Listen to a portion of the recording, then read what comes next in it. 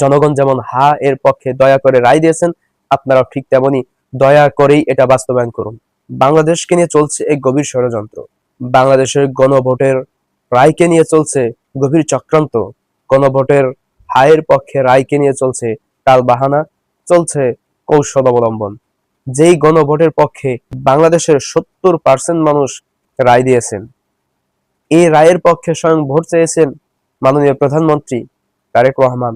তিনি তো নির্বাচনের আগে তিনি তো বলেছিলেন যে আপনাদের কাছে একটি ব্যালট পেপার যাবে, যে ব্যালট পেপারের মধ্যে হা এবং না থাকবে, আপনারা দয়া করে হা এর পক্ষে ভোট দিবেন, দয়া করে হা এর পক্ষে রায় দিবেন। তো জনগণ তো দয়া করে হা এর পক্ষে রায় দিয়েছেন, কিন্তু এখন কেন আপনারা টালবাহানা করতেছেন? কেন এই হায়ের পক্ষে 70% মানুষের মতামতকে বাস্তবায়ন করতে বিভিন্ন ধরনের কৌশল অবলম্বন করছেন?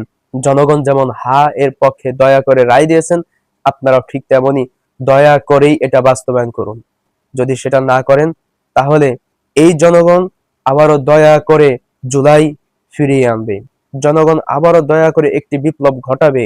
জনগণ এমন বিপ্লব ঘটাবে, যে বিপ্লব দয়া করে স্বৈরাচার শেখ হাসিনা বাংলাদেশ থেকে পালাতে বাধ্য হয়েছিল, ঠিক তেমনি আপনারাও দয়া করেই এই রাষ্ট্র থেকে পালাতে আবারও বাধ্য হবেন, কঠিন পরিণতির সম্মুখীন হবেন। তাই দয়া করেই এই গণভোটের রায়কে বাস্তবায়ন করুন। বাংলাদেশকে একটি সুন্দর রাষ্ট্র হিসেবে গড়ে তোলার চেষ্টা করুন। বাংলাদেশকে বিশৃঙ্খলার হাত থেকে রক্ষা করুন।